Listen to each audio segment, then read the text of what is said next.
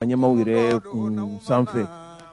bɛ fɛn min wele faransikan na ko sanction e ko a berew ma jigi wa maa 449 bɔɲɔgɔnko bere nana olu kɔni gosi kunnafoni di sɛbɛnw olu da don a la k'a ɲɛfɔ. lamɛnbaa jama sigi bɛ n'aw mana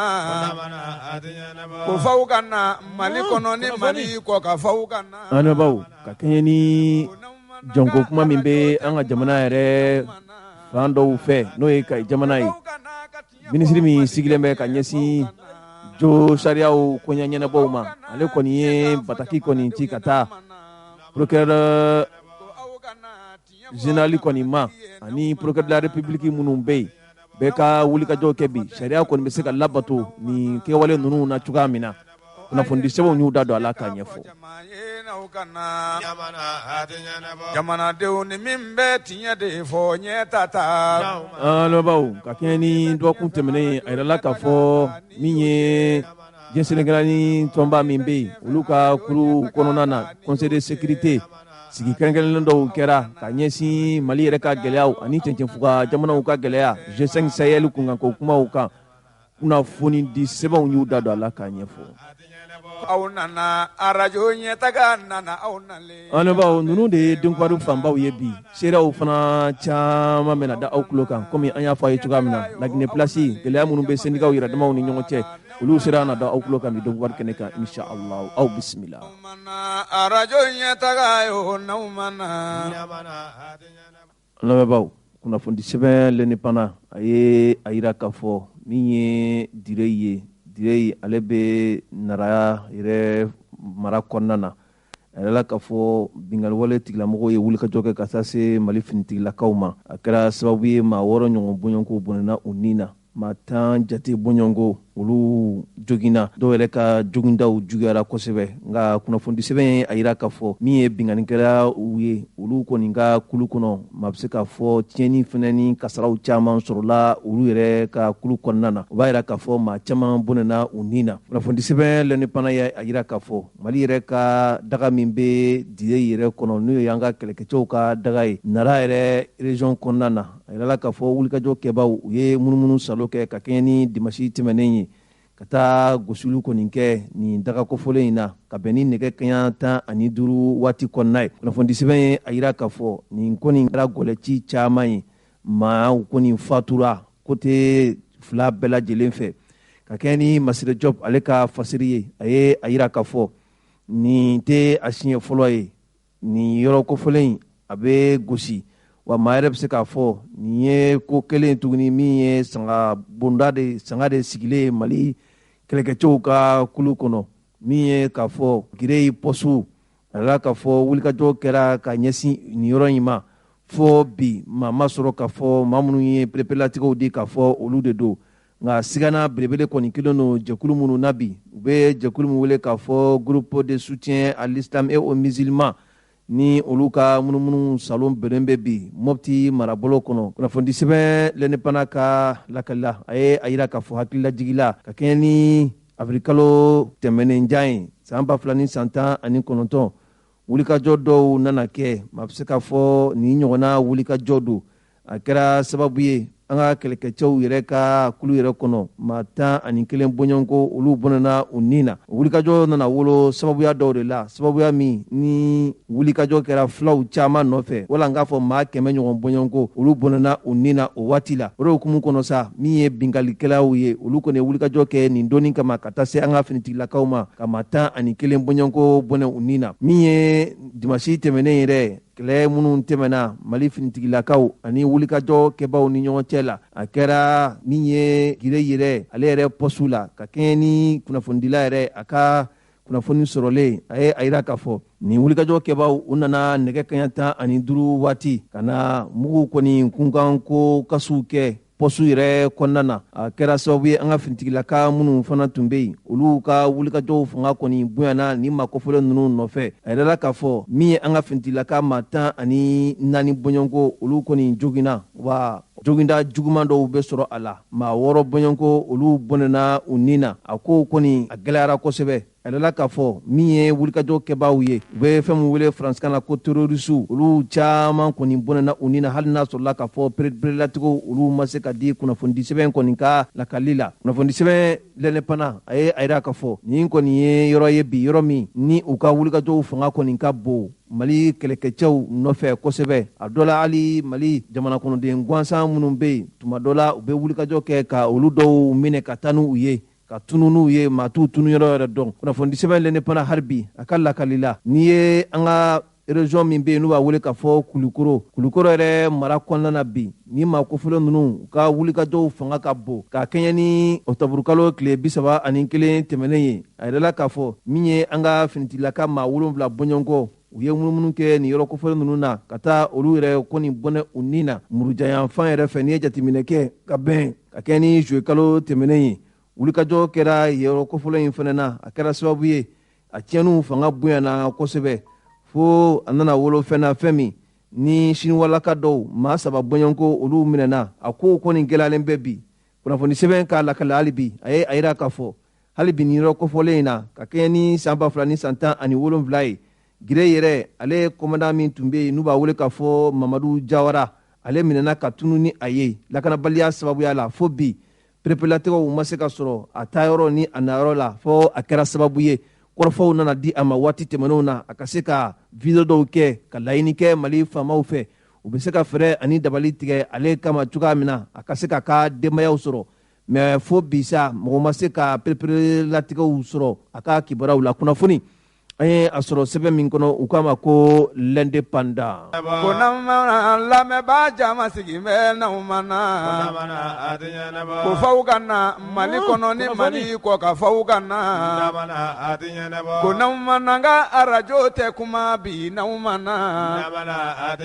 an lamɛnbaaw o l'indépendant kelen ye a yira k'a fɔ min ye minisiri min bɛ yen ni ale ka baaraw bɛnnen don ka ɲɛsin jo sariyaw koɲaɲɛnabɔw ma mamadu kasoke a yirala k'a fɔ ale kɔni kɛmɛ bi k'a ka dusumakasaw kɔni caaman yira min ye k'a fɔ dankari wale minnu bɛ ka kɛ an ka jamana yɛrɛ kɔnɔna na bi n'u bɛ a fɔ a ma faransikan na ko esclavage nin ye jɔnya baaraw de ye waleya dɔw bɛ ka kɛ an ka burusikɔnɔduguw kɔnɔna na jɔnya ko kumaw a b'i n'a fɔ an ka jamana faamaw olu kɔni bɛ ka wulikajɔw kɛ bi maa o maa bɛ yen ko i sen yera nin baara kɔfɛlen ninnu na i ka se ka ɲangi fo ka taa fɔ a sera a dan na ka kɛ ni minisiri ye minisiri mamadu kasoke ale kɔni ye yamariyaw di kiiri tigilamɔgɔw kɔni ma u ka se ka wulikajɔw kɛ maa o maa bɛ yen k'i sɔn bɛ nin ko in na i ka se k'a ɲangi ka kɛɲɛ ni nɔvamburu kalo tile 11 tɛmɛnen ye minisiri mamadu kasoke a ye yamariya di procureur général ma près de la cour d'appel u ka se ka sɛgɛsɛgɛliw kɔni sigi sen kan dangari wale minnu taara ka ɲɛsin adamadenw ni adamadenya yɛrɛ ma ni sariya sɔsɔ baaraw don maa o maa bɛ yen i sen mana k'a la ɲɛ suguru ni ɲɛ jan fɛ i ka se ka minɛ ka di sariya ma sariya ka se ka bere da i kun min ni i ka kan ka kɛ ni dawuda sangare ale ka fasiri ye olu yɛrɛ ka kunnafoni nasiraw yɛrɛ kɔni fɛ a yɛrɛ la k'a fɔ min ye gɛlɛya min bɛ an ka burusikɔnɔdugu dɔw kɔnɔna na bi n'o o ye jɔnya mankanw ye n'o ye jɔnya kɛlɛw ye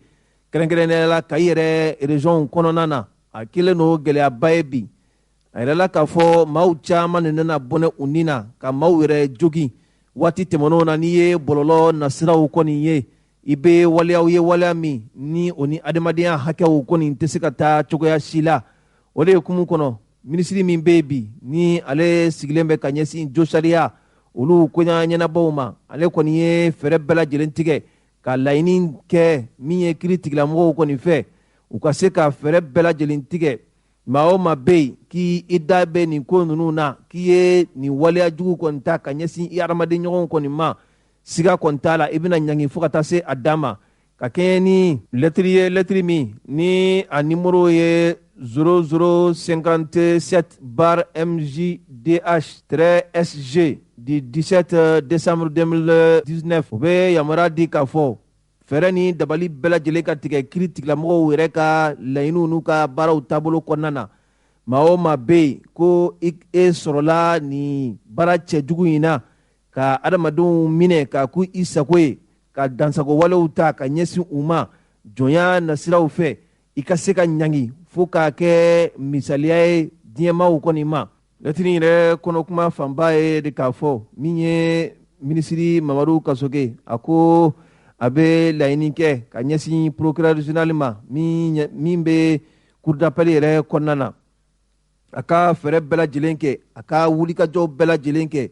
kiri yɛrɛ nasiraw fɛ sariya nasiraw fɛ ni dansago waleya min bɛ yen k'a kɛ anw faso Mali yɛrɛ kɔnɔna na bi maa o maa bɛ yen k'i nɔ bɛ a la sɛgɛsɛgɛliw ka kɛ ka se k'i ɲangi ni sariya yɛrɛ kisɛw ye wa ko a bɛ a ɲini procureur minnu bɛ an ka sigidaw kɔnɔna na bɛɛ lajɛlen ka i cɛsiri ka se ka fɛɛrɛ ni dabali sigi ni dansago waleya minnu bɛ an ka jamana yɛrɛ kɔnɔna na f'u ka se ka siri a la. Minisiri Mamadu Kasoge a ye a yira k'a fɔ nin baara min filɛ nin ni a nun dolen don ka di kiri tigilamɔgɔw ma bi a kan ka kɛ baara ye baara min man ka dogo bɛɛ lajɛlen ka bɔ a kalama k'a fɔ nin ye waleya ye bi ni maa o maa sɔn sen yera a la i ka se ka ɲange ka se fo a dan na a ko a kɔni bɛ a ka jatew kɔni boli wala a b'a ka danayaw sɛmɛ kiri tigilamɔgɔw kan u ka se ka fɛɛrɛ ni dabali bɛɛ lajɛlen tigɛ ni sariya sɔsɔ kɛbaaw kɔni na kunnafoni an ye a sɔrɔ sɛbɛn min kɔnɔ u k'a ma ko l'indépendant. ko n'an lamɛnbaa jama sigi bɛ n'aw ma na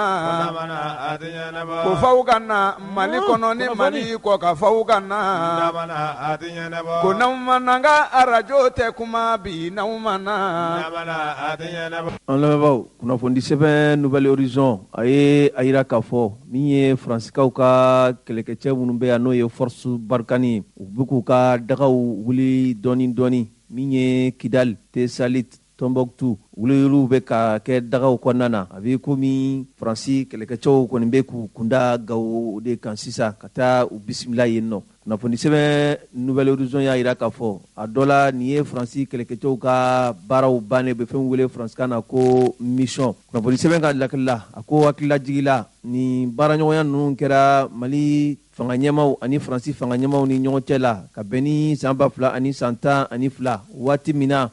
kɛlɛ yɛrɛ kɔni tiɲɛna Mali kɛlɛkɛcɛw bolo o kɛra sababu ye Faransi kɛlɛkɛcɛw olu ka wulikajɔw fanga nana bonya ka se ka ɲɛtaga kɔni bali ni ma kɔfolo ninnu kɔni bolo maa minnu bɛ yen n'u ka wulikajɔ ka bon bi ni alisilamɛya yɛrɛ kɛlɛ ye a dɔw yɛrɛ la dɔw bɛ a la olu ka kɛlɛ kɔni fanba ye min ye dɔrɔku nasiraw ye olu bɛ se ka siraw kɔni bɔ ni o ye cogoya minnu na nin ye a dɔw ka kɛlɛ yɛrɛ kun ye. Kunnafoni sɛbɛn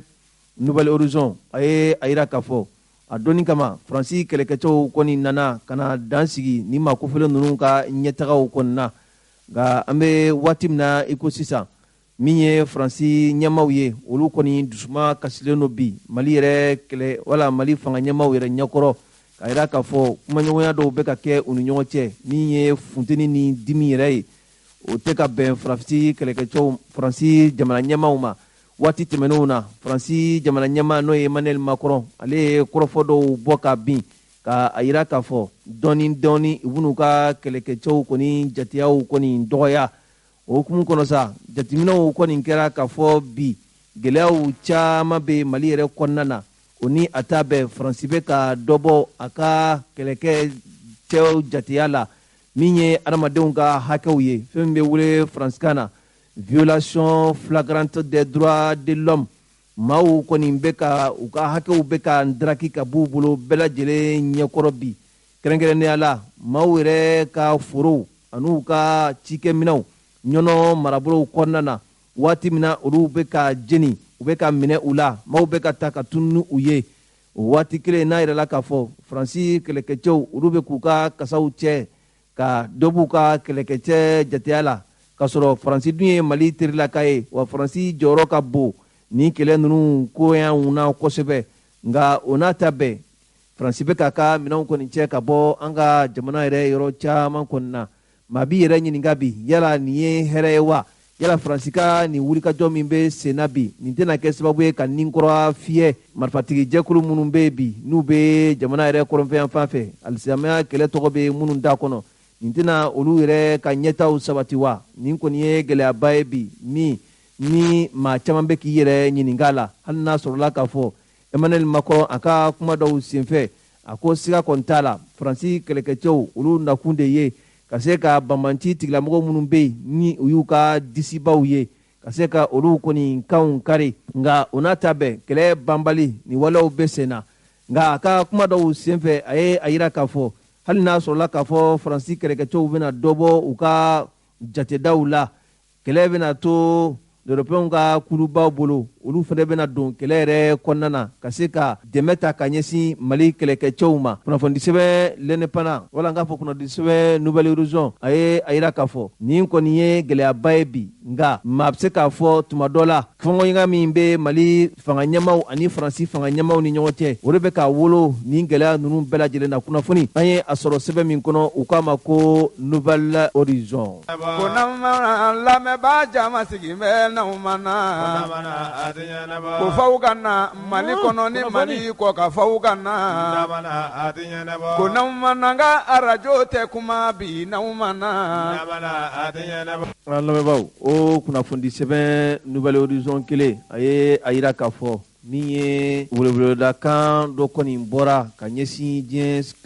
kilinaani tɔnba ma u ka fɛɛrɛ bɛɛ lajɛlen kɔni sigi sen kan ka se ka G5 Sahel min ye cɛncɛnfuga 5 minnu bɛ yen bi ni olu kɛlɛkɛcɛw faralen bɛ ɲɔgɔn kan u ka se ka olu kɔni kɔkɔrɔma don kosɛbɛ wa perepelatigɛw dira k'a fɔ min ye lamɛriki jamana ye olu kɔni ye u jɔ jɛmɛfɔla jɔyɔrɔ la ka yira k'a fɔ min ye k'a fɔ kɛlɛkɛcɛ wɛrɛw ka bɔ jamana wɛrɛw kan i n'a fɔ a dugudumakanw bɛ diɲɛ kɔnɔ cogoya min na ka na ko olu bɛna kɛlɛ de kɛ bɛn ani kelenya bɛ se ka sabati cogoya min na min ye amɛriki jamana olu kɔni ye a yira k'a fɔ olu tɛna sɔn o ma cogoya si la kunnafoni sɛbɛn nouvelle horizon a ye a yira k'a fɔ min ye monsieur Lacroix ale kɔni ye kunnafoni dɔw furubaya ka kɛɲɛ ni monsieur Jean-Pierre Lacroix ale ye maa ye maa min ni u b'a fɔ n'u b'a wele faransikan na chef des opérations de paix des Nations Unies yɛrɛ ka kuluba min bɛ yen ni o yɛrɛ sigilen bɛ ka ɲɛsin bɛn yɛrɛ cogoyaw kɔni ma o ɲɛmaaba don n'o ye Jean-Pierre Lacroix ye ale ye perepelatigɛ dɔw di ka ɲɛsin conseil de sécurité maaw yɛrɛ ma juma tɛmɛnen ka bɛn novembre kalo tile 12 san 2000 ani san 21 a ye laɲini kɛ ka ɲini diɲɛ maa bɛɛ lajɛlen fɛ fɛɛrɛ ni dabali bɛɛ lajɛlen kan ka se ka tigɛ bi ka dɛmɛ don min ye G5 Sahel maaw kɔni ma u ka se ka u ka baaraw nun don ka se a dan na kunnafoni sɛbɛn nouvelle horizon a ye a yira k'a fɔ ni maa kofɔlen n'o ye Jean-Pierre Lacroix ye a ye perepelatigɛw di k'a fɔ min ye G5 Sahel maaw ye u ni dɛmɛ ka kan bi fɛɛrɛ bɛɛ lajɛlen kan ka se ka sigi sen ka k'u boloma dɛmɛ u ka baara ye fɛn min ye ni o ɲɛsilen bɛ banbanci tigilamɔgɔw kɔni ma siga kɔni t'a la u y'o o dalilu yira diɲɛmaw bɛɛ lajɛlen na ka bɛn ni u ka baara nun donko fɔlɔ ye san 2000 ani san 17 tɛmɛnen na u ye wulikajɔ minnu kɛ o wulikajɔ b'a yira k'a fɔ u bɛ se u ka baara la wa ni u dɛmɛna fana u bɛ se ka ɲɛtaw caman kɔni sɔrɔ u ka baara la kunnafoni sɛbɛn nouvelle horizon a ye a yira k'a fɔ o de hukumu kɔnɔ sa min ye hali burkinakaw yɛrɛ fɛ yen wulikajɔw tun kɛlen don banbanci tigilamɔgɔw fɛ ka ɲɛsin dugu sigibaa dɔw ma G5 Sahel finitigilaka minnu bɛ yen olu kɛra sababu ye ka se ka nin wulikajɔw yɛrɛ kɛ a bali kunnafoni sɛbɛn nouvelle horizon a ye a yira k'a fɔ o de hukumu kɔnɔ bi ni maa kofɔlen n'o ye Jean-Pierre Lacroix ye ale kɔni kɛn bɛ bi ka weleweleda ta ka ɲɛsin diɲɛ selenkelani tɔnba ma u ka kuluba min bɛ yen n'o ye conseil de sécurité u ka fɛɛrɛ bɛɛ lajɛlen sigi sen kan min ye musakakow ye min ye minankow ye u ka o di G5 Sahel maaw ma u ka se k'u ka baaraw sabati sabu u bɛ baara minnu na bi a mago bɛ dɛmɛw caman kɔni na kunnafoni an ye a sɔrɔ sɛbɛn min kɔnɔ u k'a ma ko nouvelle horizon. ko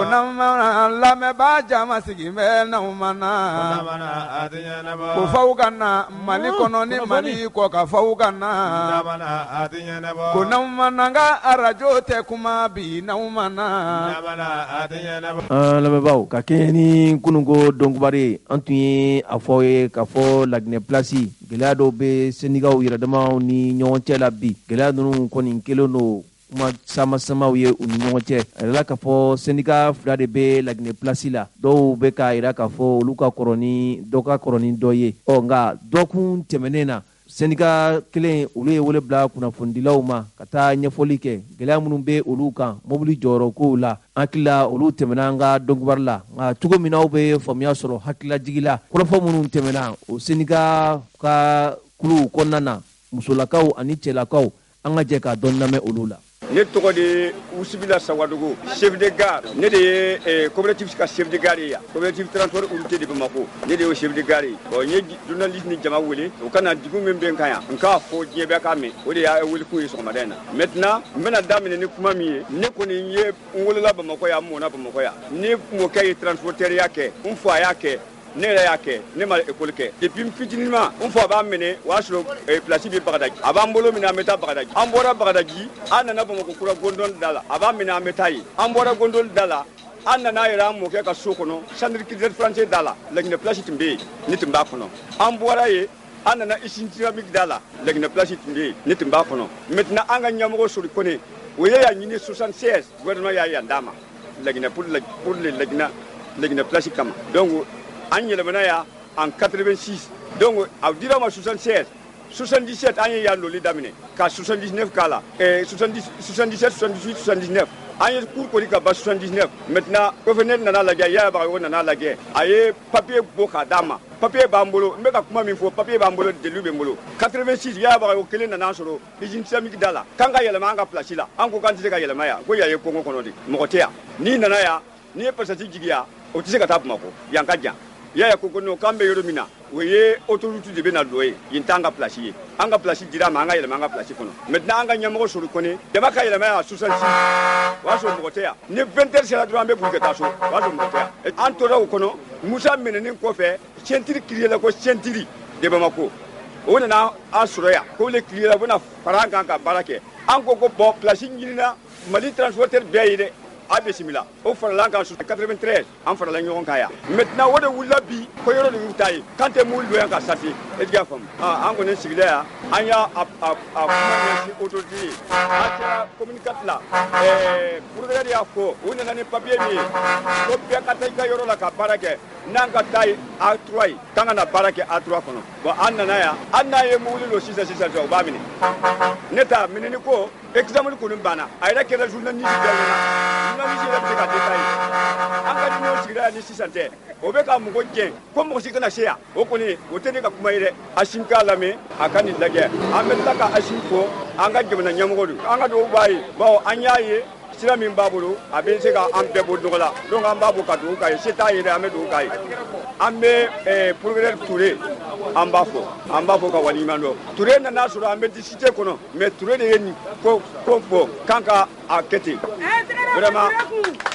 an bɛ Touré fɔ an b'a yira Touré kɔni bɛ ka baara kɛ dɛ a tilelen don a bɛ ka baara kɛ mais hali bi an ka dugawu k'a ye ala ka communicateur ta fanga d'a ma donc an b'a fɔ a ka kuma la mais Touré kɔni ko k'an ka na an ka baara kɛ yɔrɔ la mais n'an nana don dɔrɔn 14 commissaire b'a fɔ k'an tɛ baara kɛ an bɛ minɛ komi sɛ an minɛni ko kɔni n y'o fɔ ka tɛmɛ o kɔni kɛra jama bɛɛ ɲɛna yan ne bɛ bɛɛ fɔ bɛɛ min nana an lamɛn n b'u bɛɛ fɔ n bɛ jamana ɲɛmɔgɔ fɔ an kɔni ye fantan ye dɛ bi n bɛ ka kan ka se t'an ye n bɛ kari kɔnɔ mɔgɔw bɛɛ fɔ a cɛ a n'a muso ne kan sisilen don mais kuma ye ma wajibi ye n'an ka jɛ ka sigi a tɛ maa kɛ yɛrɛtigi ye fo diɲɛ k'o faamu an bɛ yan n bɛ Asim n'a ka jama fo an bɛ procureur Touré fo a n'a ka miiriya ɲuman na a k'i hakili to 14e na Touré i hakili to 14e na 14e fo yanni galama mana ci ɲɔgɔn na 14e mɔgɔw bɛna an ka mɔgɔw cɛ an dabali banna an b'a fɛ a ka ɲɛɲini a ka ɲɛdɔn yalima anw tɛ fasoden dɔ ye wa ayiwa min tun bɛ ne fɛ k'a fɔ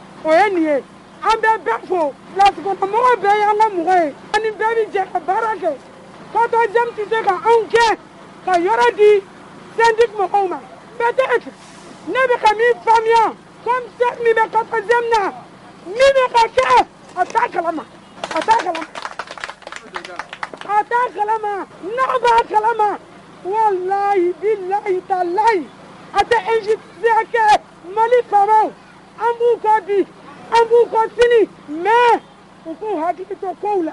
min bɛ ka f'u ye tiɲɛ tɛ an ka laɲini ye min ye u ka tiɲɛ dɛmɛ Touré procureur Touré an ka dugawu b'i ye a ko coopérative a kana baara k'a ka yɔrɔ la ceinture a ka taa baara k'a ka yɔrɔ la mun na ni coopérative nana k'a bɛ baara k'a ka yɔrɔ la an tɛ mɔgɔw u bɛ 14e mɔgɔw wele u bɛ n'a minɛ hali sa n ka mɔgɔ 2 o bɛ kaso la n bɛ wele bila Asimina ka jama ma gouvernement ma commune 4 mɔgɔw ma bɛɛ ka wuli u ka n'an dɛmɛ k'an bɔ jɔnya juru la sinon coopérative tɔɔrɔ la coopérative ɲanna an cɛw bɛ minɛ ka don an denw bɛ minɛ ka don kuma min tun bɛ ne fɛ k'a fɔ tɛ nin ye. Centre mɔgɔw de ko k'u tɛ fɛ k'an ye kuru kɔnɔ k'an tɛ baara kɛ yan an ka mobiliw kan ka jɔ yɔrɔ min na o bɛɛ minɛlen don an ka magasin daw bɛɛ récupérelen don n'an ko k'an bɛ baara kɛ u bɛ n'an minɛ ka taa n'an ye ka taa an datugu an tɛ suɲɛli kɛ yan an tɛ bin mɔgɔ kan an tɛ mɔgɔ kungo ɲɛɲini na yan an bɛ na baara de kama yan n'u y'an ye baara la u bɛ polisiw bila ka n'an minɛ nin t'u siɲɛ fɔlɔ ye k'an minɛ k'an don kaso la nin t'u siɲɛ filanan ye k'an minɛ k'an don kaso la bɛɛ b'a kalama an tɛ na foyi la place la baara kɔ an bɛ baara min na yan nɔ transporteur u ko k'u tɛ fɛ k'an ye an ka mobiliw kan ka jɔ yɔrɔ min na n'an y'a jɔ u bɛna an ka mobiliw minɛ n'an yɛrɛ sera terrain fɛnɛ kan na u b'an minɛ k'an tɛ na yan k'u ta de 14e ye u ta de tribunal ye hali n'u y'an ni mɔgɔ ye k'o minɛ k'o don kaso la k'o kana se yan nɔ ko an ka mobiliw tɛ voyager an yɛrɛ tɛ baara kɛ yan donc n'u ye 14e wele 14e bɛ n'an sɔrɔ yan u bɛna u t'an ɲininka foyi la u bɛna dɔrɔn k'an minɛ ka taa n'an ye n'an sera yan an tɛ ɲininka an bɛ minɛ dɔrɔn k'an datugu kun t'a la bon vraiment o de kɛlen don k'an sɛgɛn an yɛrɛ degun b'an ka Laginɛ place kɔnɔ yan o ye nin de ye fɛn nin fɔ jama silama bɛɛ Laginɛ place ko in a kelen bɛ k'an kɔnɔna fili a kelen bɛ k'an dabali ban ne yɛrɛ min jɔlen filɛ nin ye kunu ye ne cɛ minɛ k'a minɛ a ma foyi kɛ ko cɛnin ka bɔ yen ko n tɛ bɔ yen ko cɛnin ka bɔ yen ko n tɛ bɔ yen n tɛ bɔ yen min kɛ u ye Ala ni kira minɛ ka na cɛnin minɛ ne cɛ dara cɛnin kan ka taga o intervenir o bɛ ka kuma kɛ yɔrɔ min na u y'o fana minɛ ka fara cɛnin kan ka o datugu k'o bila yen nɔ kunu an ye kuma sugu bɛɛ kɛ ka ko bɛɛ kɛ 14e mɔgɔw ma sɔn ka fosi fɔ kun t'a la ju t'a la minɛ cogo t'a la 14e ko kelen b'an bolo kɔnɔnafili ni dabali ban de nin ye ne cɛ minɛ ko filanan de 14e na kunu a nana yɔrɔ min na u bɔ ne ka tuguni k'a minɛ ka taga n'a ye kunu fo a ma foyi kɛ k'a ka mobili ta ka taa jɔ k'a bɛ intervenir yala minɛ kɛra k'a minɛ a datugulen filɛ yen nɔ hali sisan n ye daraka de d'a ma ka bɔ yen ka na yan nɔ o tuma mun de kɛra an tɛ ninakili yan ne min yɛrɛ filɛ ne fa tun ye transporteur de ne fa de perepere mobili bila maninkala sira kan maninkala kan ka bɔ Laginɛ ne fa de perepere mobili bila sira mɔgɔ bɛ boli k'a kunbɛn hakɛ to ko fasɛri nana tɔɔrɔ c'est tɔɔrɔ an ye transporteur denw de mais ko min bɛ place in kɔnɔ yan walahi mɔgɔ si tɛ s'a la ko min bi yan nɔ i tɛ s'a la i fanga tɛ s'a la u ka sabali dɔɔni o de ka ɲi bɛɛ ta ye fanga ye an bɛɛ ta ye fanga ye fanga mana mɔgɔ si kelen tɔgɔ la a mana mɔgɔ si faga debajala kɔnɔ a mana mɔgɔ si somɔgɔ kun an tɔɔrɔ la an sɛgɛnna. Tɔgɔ Bɔga Dunya ne ye Poroguer Ture fo Ture ko dɔ bɛ i t'a kalama ja i k'a ɲɛɲini 14e ko ɲɛɲini même f'i ye cɛntigi de baarakɛ cɛ nka mi dɔn mais 14e ko ɲɛɲini bɛ k'a dɔn n'u bɛ 14e ko la n'i b'a dɔn Ture 14e walahi bila mɔgɔ fɛn bɛ i b'a bɛɛ kɛ ne bɛ f'i ye baara kɛ maa dɔ ye baarakɛ cɛ nka i ye cɛntigi ye Ture mais ko dɔ dogolen bila 14e kɔnɔ a ka di i k'a ɲɛɲini 14e de bɛna an ka mɔgɔw minɛ kun t'a la ju t'a la a kuma tɛ ɲini foyi Ala tɛ se ka da wa 14e kɔnɔ k'a fɔ k'an bɛ kuma u b'an ka mɔgɔw minɛ ka datugu o ma tɛ maliyɛnw ye an tɛ maliyɛnw ye Ture a ka di n ye i ka 14e ko ɲɛɲini mais Asimi fo n bɛ n ka jamanakuntigi fo n'o ye Asimi Asimi a ka di n ye aw ka nin ko ɲɛɲini kosɛbɛ o de ka di n ye mun bɛ fɛ o y'o ye. ko n'an lamɛnbaa jama sigi bɛ n'aw ma na ko f'aw ka na Mali kɔnɔ ni Mali kɔ ka f'aw ka na ko n'aw ma na n ka arajo tɛ kuma bi n'aw ma na. an lamɛnbaaw n ye Usubira Sabadogo a ye kɔrɔfɔ minnu fɔ waati tɛmɛnenw na a y'o faamuya o kɔfɛ min ye syndicat tɔ kelen ye u ye wele bila kunnafonidilaw ma dɔgɔkun tɛmɛnen na ka t'u u fɛlaw fɔ kɔrɔfɔ dira maa caman ma kɛnɛ in kɔnɔ min sɔrɔla dakuruɲa damani na an ka jɛ ka olu lamɛn. Ne ye Siaka Jakite, je suis vice-président du Centuri Mali, le secrétaire général chargé du district de Bamako. Le Centuri Mali, il s'agit très bien du syndicat national des transporteurs routiers urbains, interurbains, internationaux du Mali. Je suis là ce matin à ce titre, vice-président et secrétaire général chargé du district de Bamako. Mais Nabaga Bella Djelenfo. Les partenaires syndicats minnu bɛ yen nɔ ni olu ni Centuri tɛgɛ bɛ ɲɔgɔn bolo ka baara kɛ ɲɔgɔn fɛ an bɛ o syndicat ɲɛmɔgɔ bɛɛ lajɛlen fo syndicat ɲɛmɔgɔ fɛn fɛn sera nin kɛnɛ in kan yan ka na Centuri ma gɛn sɔgɔmada in conférence de presse la an ka foli bɛ bɛɛ ye an bɛ pressiw yɛrɛ fo k'u fo u ka cɛsiri la ka aw wale ɲuman dɔn n'i y'a mɛn kunnafoni fo dibaga de ka k'a la bɛɛ n'a jɔyɔrɔ de don jamana kɔnɔ presse fana bɛ baara min na bi jamana in kɔnɔ aw ni foli ka kan n b'a aw fo Century Mali tɔgɔ la o kɔfɛ an bɛ autogare de Jikɔrɔni de kɔnɔ autogare de Jikɔrɔni gare international de don gare min bolimafɛnw bɛ bɔ Jikɔrɔni gare kɔnɔ yan ka u kunsin kosɛbɛ Laginɛ ma jusqu'à Conakry Mali ni jamana o jamana bɛ frontière la ni mobili bɛ boli an ni ɲɔgɔn cɛ o mobili dɔ bɛ charger nin gare kɔnɔ yan o gare kɔnɔ Jikɔrɔni a animé do cogo di chauffeur apprenti les propriétaires et les syndicats an bɛ chauffeur fo ka u ka apprentis fo kɛnɛ in kan Jikɔrɔni gare dirigeant minnu bɛ yan n'o ye syndicat ɲɛmɔgɔw ye Century Mali tɔgɔ la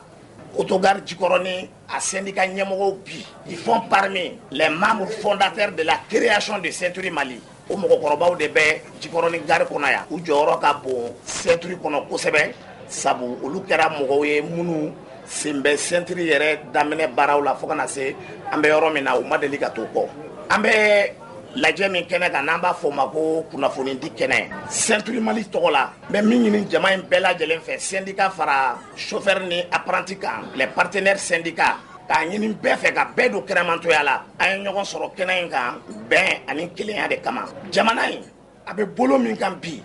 fitina man ɲi a kɔnɔ an ka bɛn an ka sigikafɔw kɛ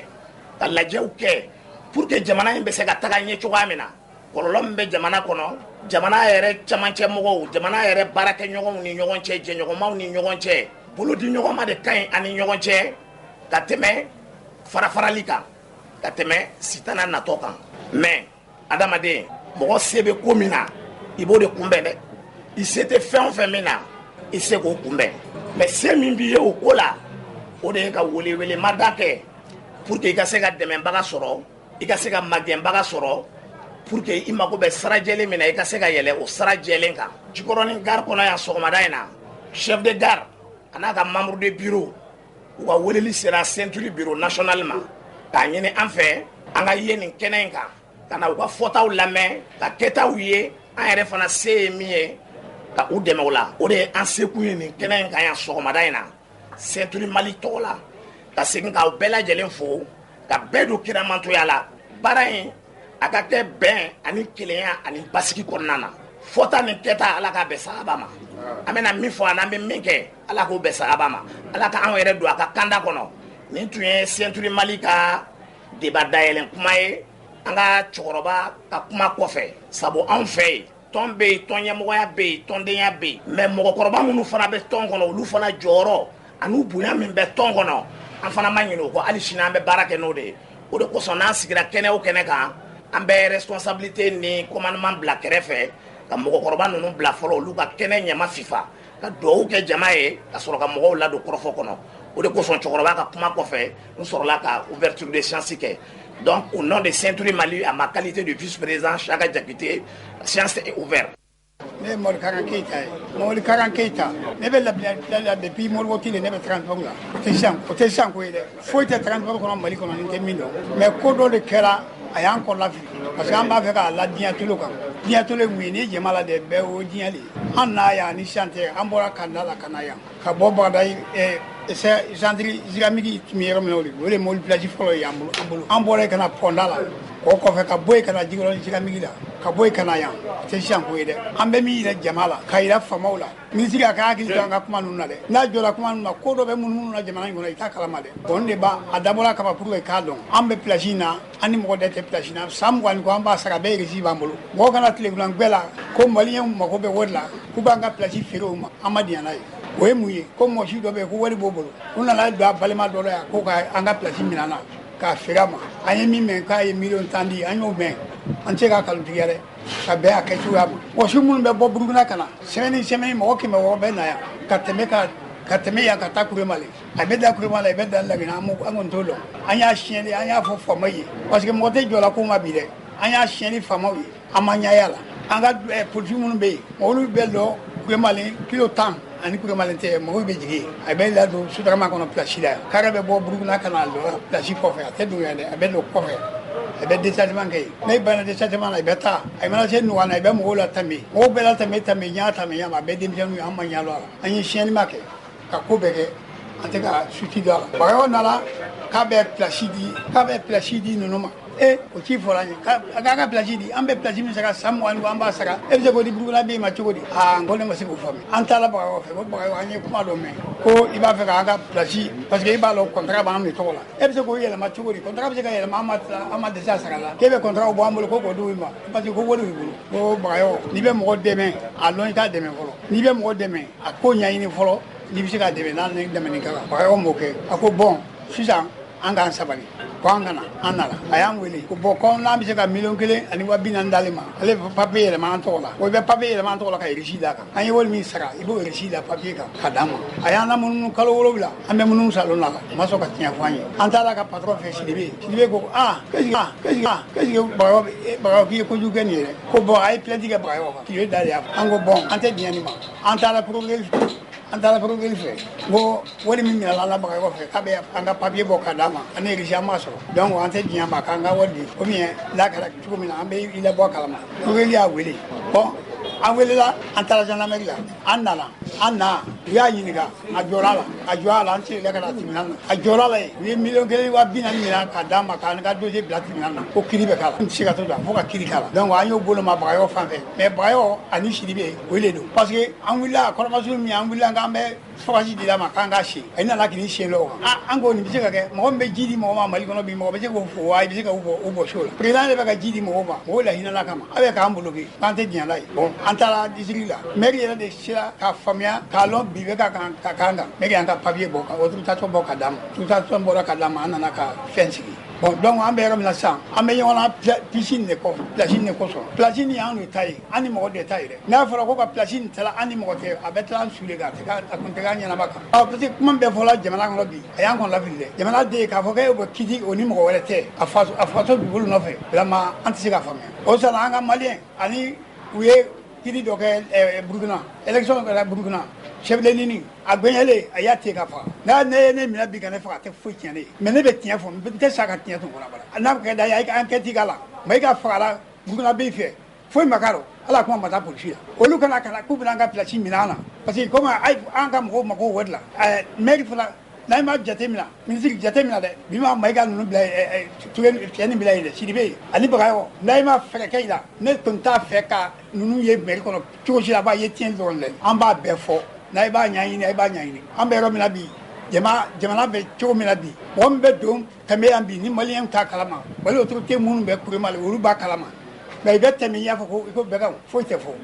donc an kɔni ka laɲini min ye a k'an ka papier d'an ma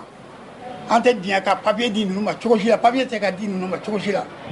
a bɛ se ka kɛ fanga kɔni fɛ mais a kɔni tɛ kɛ an ka diɲɛ kɔnɔ ma mɛlɛ fɛ papier ko la o y'o ye ko n'an lamɛnbaa caman sigi bɛ n'aw ma na ko f'aw ka na Mali kɔnɔ ni Mali kɔ ka f'aw ka na ko n'aw ma na n ka arajo tɛ kuma bi n'aw ma na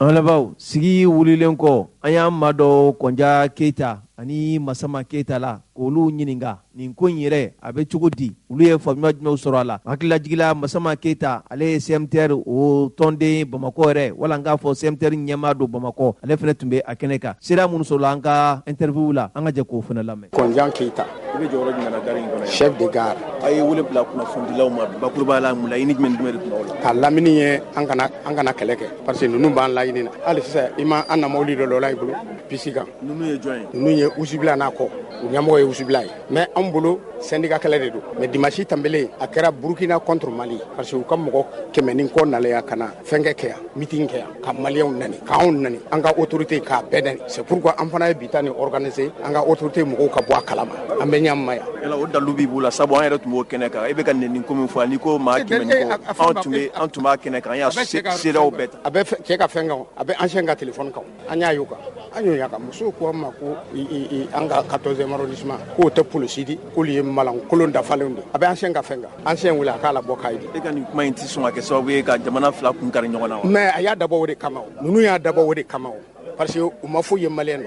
an ka wari dɛmu kojugu parce que u bɛ taa wari le di mɔgɔw ma ka ban kana kɛlɛlankolon kɛ u bɛ taa wari le di mɔgɔw ma kana kɛlɛlankolon kɛ o de don n'o tɛ nin sera nin na wa. aw ka nin gɛlɛya a daminɛla waati jumɛn. depuis 2020 coronavirus daminɛlen burukinabe ye nali damina an n'u tun bɛ ɲɔgɔn fɛ u nana ka na burukinabe bɔ an bolo k'o di mɔgɔw na parce que wari b'a la bi rangement courrier malien poste la il faut 500 000 400 000 pour que mobile ka don mobile tɛ fouillé carte tɛ contrôlé foyi tɛ kɛ mali sigilen bɛ kojuguba de kan o parce que Libéria kɛlɛ ɲɛna anw de tun ye transporteur de an tun bɛ mɔgɔw ta ka taa Libéria frontière la alabani min ma bɛɛ ninnu ta ye wa Libéria ma ten wa mais an y'a fɔ autorité bɛɛ ye mɔgɔ si ma kuma a bɛ kɛ lonkolon fana an b'an sigi sa k'a makɔnɔ a k'o makɔnɔ. a bɛ ka sabadogo min jalaki ale bɛ aw ka gari in kɔnɔ bi a bɛ waati jumɛn don. a man jan sa ale bɛɛ a k'a tɛlɛ ne bolo chef de ligne la il était un chef de ligne et puis un chef de tableau ale de tun y'o bɛɛ ne y'a bɔ o de la o de gɛlɛya o de ma bɛn a ma. o bɛ san joli bɔ bi. a ko an san 3 le y'o dɔɔni an san 2 le y'o dɔɔni ne y'a bɔ o la parce que a bɛ taxi kelen na lɔ 1000 800 1000 alors mobile dɔ bɛ lɔ a tɛ wari sara n'i m'o sara i tɛ lɔ. an tun ye kunnafoni sɔrɔ k'a fɔ commune 4 tribunal n'o ye procureur ye k'a tun ye kuma dɔw kɛ ani ɲɔgɔn cɛ la olu jaabi bɛ na bɔ k'a jira k'a fɔ bɛɛ k'i ka baara kɛ i damayɔrɔ la o kuma ye tiɲɛ ye wa. bon n t'o kalama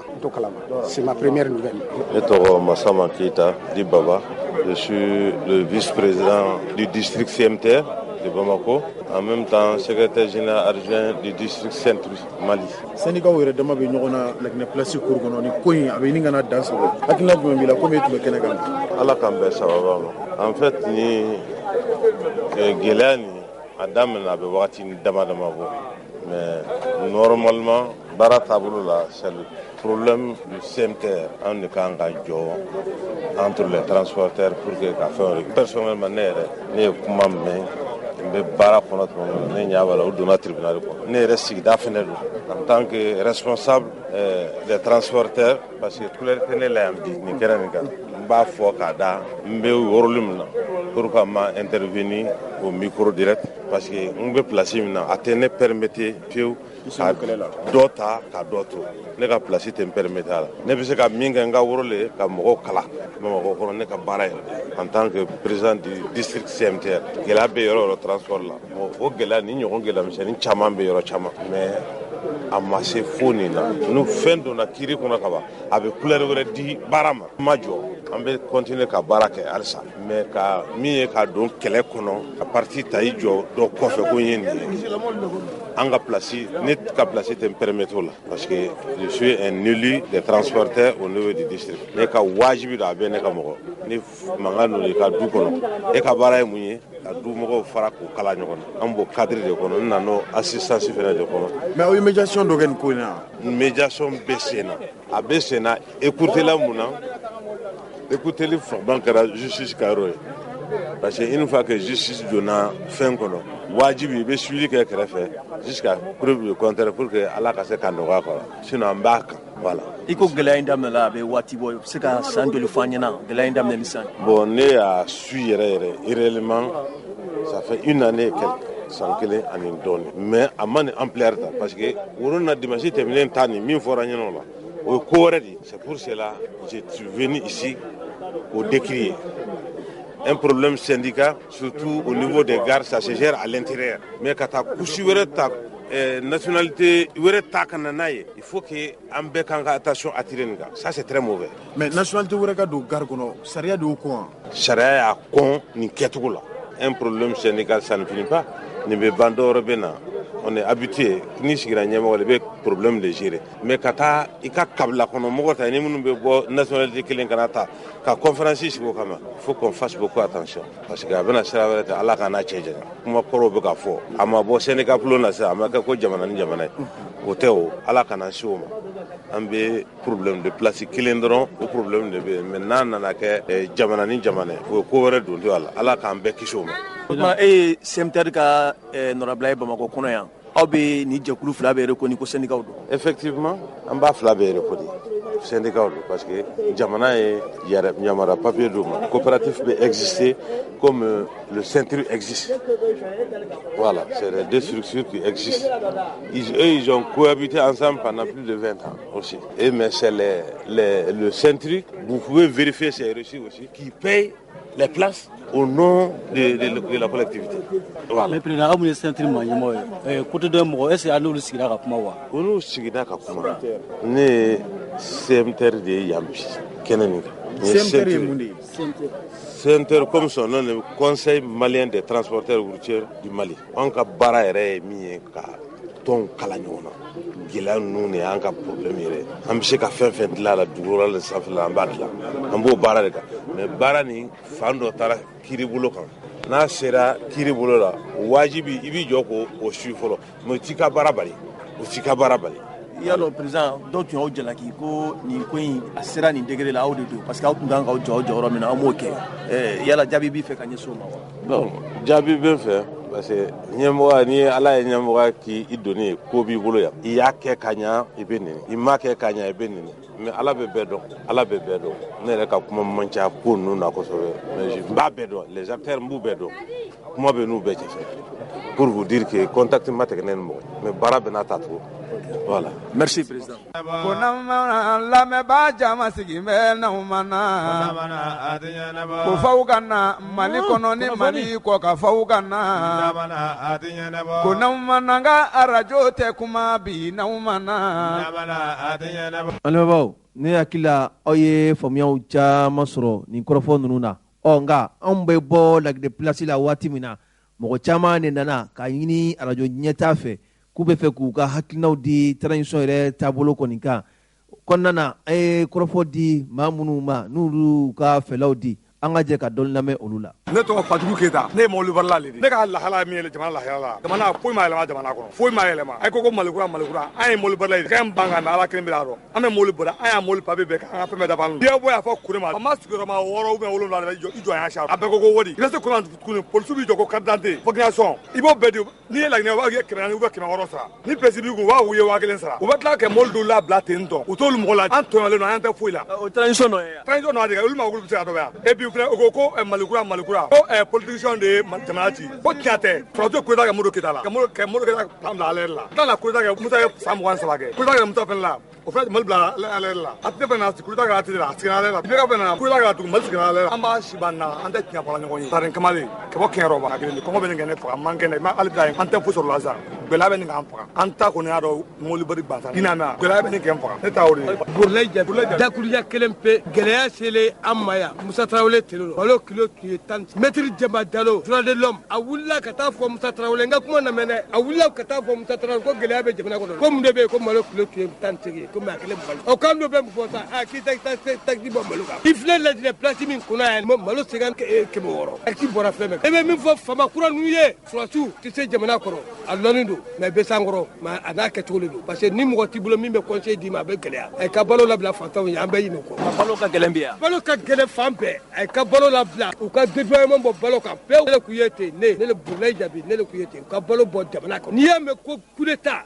a ka ɲi mais a ka ɲi cogo di ka dumuni na don jamana kɔnɔ n'i ye dumuni na don jamana kɔnɔ den bɛ ɲini kɔ o dɔrɔn de bɛ Mali kan ko gɛrɛ ti tɛ Mali kan an mago t'u ka fanga la an mago bɛ min na o ye balo de n'a kɛra u k'i sigi k'an kuma bamanankan de fɔ. Mamadi Fofana n b'u fɛ sini y a pas de tellement que sɔrɔsiw ka di n bɛ kasi de nana de foyi t'u la u ka min kɛ dɔrɔn min kɔni jɔra bɛ na dɔrɔn u ka balo ɲini ka don Mali kɔnɔ n'a bɔrɔla hali Bisikala Jarati defo kisɛ kelen a t'u la bi a t'u la sini mais ko Sadio Kamara ko a sanankukɛ bɛ k'a fo a bɛ baara min na k'a kana jala di yan a ka taa fara a ka jala kan a ka taa fara a ka baara ko a balimakɛ b'a fɔ dɛ Mamadi Fofana taa f'a ɲɛna ta ko foyi t'u la bi foyi t'u la sini k'Ala k'u dɛmɛ Ala ka hɛrɛ k'u ye Ala ka n'u malo fo ka taa saya ta Ala ka n'u malo u y'an bɔ malo min kɔnɔ kafiri jamana ni Faransi don k'u ka lite dogo don ne dimine i b'a faamu tan cogo di nata n b'u fɛ tɛ ko ɲɔgɔn tɛ yen. Merci. ko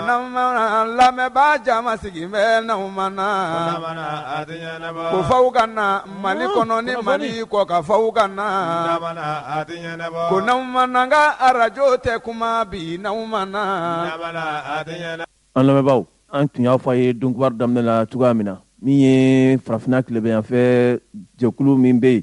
n'u b'a wele k'a fɔ CEDEAO ye jɛkulu ye farafinna jamana 15 bɔɲɔgɔnko de bɛ yɛrɛ sɔrɔ a kɔnɔna na ka kɛɲɛ ni novembre kalo tile 7 tɛmɛnen ye u tun ye sigi kɛrɛnkɛrɛnnen dɔ kɛ ganakaw yɛrɛ fɛ yen Accra o nana wolo fɛn na fɛn min n'u tun ye kuma dɔw pereperelatigɛw di a yira k'a fɔ mali fanga ɲɛmaw u bɛna ɲangili ta ka ɲɛsin u ma ani mali cakɛ bundasoba minnu bɛ yen n'u b'a wele faransikan na ko institution olu fana bɛna gosi ni ɲangili bere in na o kɔnɔna na perepelatigɛw nana di hali bi ka yira k'a fɔ fanga ɲɛma minnu bɛ bi ɲɛmaya la u yɛrɛ ka denbaya u bɛɛ bɛna don ni gosili bere in kɔnɔna na wa u ka nafolo u mana kɛ farafina tilemafɛtɔ jamana fɛn fɛn kɔnɔ k'a fɔ i bɛ tagasegin kɛ n'a ye o bɛ kɛ haramu ye u kelen kelenna bɛɛ lajɛlen ma ka kɛɲɛ sa ni kununko ye a yɛrɛla k'a fɔ CEDEAO ɲɛmaw u nana u ka kunnafoniw bɔ ka bin maa 100 ani maa 49 ɲɔgɔn mali yɛrɛ fanga ɲɛmaw la olu kɔni nana gosi ni bere ye bere min ni fɔlenkɔrɔ nana kɛ dalamagan ye o dɔ ye k'a fɔ minisiri ɲɛma n'o ye dɔgɔtɔrɔ Sokɛli Kokala Mayiga ale sen bɛ o la ka fara min ye gouvernement maaw olu caman sen bɛ a la n'a bɔra Abdoulaye Diop ka fara CNT minnu bɛ député ladigiw la bi olu fana ka maaw sen bɛ a la kunnafoni sɛbɛn ye a yira k'a fɔ ni maa 100 ani maa 49 Asimi Goita ka fara Abdoulaye Diop kan olu kɔni tɔgɔma ye nin lisi in na kunnafoni sɛbɛn l'Indépendant a ka lakalila a ko a bɛ tile 10 bɔɲɔgɔnko ɲɔgɔn kɔni bɔ min ye farafina tilemafɛtɔn jɛkuluba min bɛ yen ni o bɛ wele k'a fɔ CEDEAO u ye sigi kɛrɛnkɛrɛnnen dɔw kɛ ganakaw fɛ yen sigi in kɔnɔna na u tun ye laɲini dɔw fɔ k'a yira k'a fɔ gosili kɔni bɛna kɛ min ye ɲangili nasiraw ye kunun ko ka bɛn ni nɔvamburu kalo tile 17 san 2021 a ko kɔni nana kɛ tiɲɛ ye k'a sababuya kɛ mun ye laɲini dɔw tun kɛra mali fanga ɲɛmaw fɛ u ka se ka baaraw sigi sen kan ka bɛn ni février kalo nata tile 27 san 2022 kalataw ka se ka kɛ wa kalata baara ɲɛbilaw olu tun ɲinina CEDEAO fanga ɲɛmaw fɛ u ka se ka kɛ sɛbɛnfuraw ye k'a di olu ma minnu waatiw mana se u ka kɛ a kɛcogow la mali fanga ɲɛmaw kɔni a bɛ komi ŋaniya ɲumanw ma sɔrɔ olu la ka o baaraw kɔni kɛ ka kɛ ni Musa Sayon Kamara ale ka fasiri ye a ye a yira k'a fɔ nɔvamburu kalo tile 7 tɛmɛnen na CEDEAO fanga ɲɛmaw tun ye min fɔ k'u bɛna ɲangili bere kɔni ta ka gosi fanga ɲɛma kelen kelenw ani an ka cakɛbɔdasoba minnu bɛ yen n'u b'a wele faransikan na institution de la transition ani u yɛrɛ ka denbayaw u bɛɛ la don ni gɛlɛya in kɔnɔna na wa a bɛ kɛ haramu fana ye u yɛrɛ kun an'u ka denbayaw u ka se ka taga segin kɛ ni jamana kɔfɔlen ninnu ni ɲɔgɔn cɛ la hali u ka nafolo minnu bɛ yen k'a fɔ k'u b'u ta ka u magow kɔni ɲɛ a la wa o kɔni kɛra haramu ye bi ni fanga ɲɛmaw an'u ka denbayaw kɔni ni ɲɔgɔn cɛ la kunnafoni sɛbɛn l'Indépendant a ko a sababu ye mun ye a yirala k'a fɔ mali fanga ɲɛmaw ma wulikajɔw wala cɛsiriw kɔni kɛ layidu min taara diɲɛmaw ye layidu min taara jamana kɔnɔdenw ye k'a yira k'a fɔ kalata ko a baaraw bɛna sigi sen kan siga foyi tɛna ye a la o kɛra fɛn ye fɛn min ni a suru salala CEDEAO fanga ɲɛmaw u kɔni ye u ka dusumakasaw yira o la k'a yira k'a fɔ nin ma bɛn olu ma wa mali fanga ɲɛmaw ni ɲangini min ka kan u bɛna o ɲangini kɔni boli u kan kunnafoni sɛbɛn l'Indépendant a ko maa minnu tɔgɔ bɛ nin kunnafoni in kan wala nin ɲangili kɔnɔna na min ye Sokɛli Kokala Mayiga n'o ye premier ministre ye ale tɔgɔ bɛ a la ka fara a ka minisiri bɛɛ lajɛlen kan wa min ye jɛkulu min bɛ yen n'u b'a wele k'a fɔ conseil national de transition CNT olu fana maaw bɛɛ lajɛlen b'u yɛrɛ sɔrɔ a kɔnɔna na a yirala k'a fɔ maa 28 bɔɲɔgɔnko mali yɛrɛ gouvernement na olu tɔgɔ bɛ a la n'i ye jateminɛ kɛ CNT yɛrɛ kɔnɔ maa 100 ani maa 21 bɔɲɔgɔnko olu fana tɔgɔ bɛ a kɔnɔna na kunnafoni sɛbɛn l'Indépendant ye a yira k'a fɔ nin sɛbɛnfura in a bɛna di wala a bɛna forobaya diɲɛ fantan ani 4 bɛɛ lajɛlen kɔnɔna na jamana o jamana bɛ yen k'i b'i yɛrɛ sɔrɔ CEDEAO kɔnɔ a bɛna kɛ sɛbɛnfura ye k'a di olu kelen kelen bɛɛ lajɛlen ma wa jamana o jamana bɛ yen k'i b'i yɛrɛ sɔrɔ Nations Unies kɔnɔna na ani farafina ka kɛlɛyatɔnba min bɛ yen n'u b'a wele k'a fɔ Union africaine nin bɛɛ lajɛlen bɛna sɛbɛnfura in kɔni sɔrɔ i sigiyɔrɔ jamanaw la mali yɛrɛ teri jamana minnu bɛ yen wala CEDEAO teri jamana minnu bɛ yen ni olu ni CEDEAO bɛ baaraɲɔgɔnyaw kɛ olu bɛɛ lajɛlen bɛna sɛbɛnfura in sɔrɔ kunnafoni sɛbɛnlen fana a ye a yira k'a fɔ min ye l'européen ka keleyatɔnba min bɛ yen n'o ye union européenne ye olu kɔni ye a yira diɲɛ bɛɛ la k'a fɔ CEDEAO mana hakilina min ta ka ɲɛsin Mali fanga ɲɛmaaw kɔni ma olu kɔni labɛnnen don ko hakilina in kɔni sabati cogoya bɛɛ lajɛlen na. kunnafoni sɛbɛnlen fana a ko nin kɔni ye gɛlɛyaba ye hali n'a sɔrɔla bi Mali fanga ɲɛmaaw ka hakilina ye min ye bi o de ye k'a fɔ sigi kɛrɛnkɛrɛnlen min bɛna kɛ malidenw yɛrɛdamaw ni ɲɔgɔn cɛ la o de bɛna wolo fɛn na fɛn min n'a bɛna pereperelatigɛw di kalataw kɛcogo ani yɛlɛmaba minnu bɛna don jamana yɛrɛ mara tacogo la nin kɔni gɛlɛyalen don an bɛ waati min na i ko sisan kunnafoni an y'a sɔrɔ sɛbɛn min kɔnɔ u k'a ma ko l'indépendant. Chéri ya macaroni ka di dɛ. Ni macaroni lakika ye Pastaroma ye alikama mugu gɛrɛgɛrɛ ye min bɛ dilan an yɛrɛ fɛ Mali la yan Kapal SA fɛ.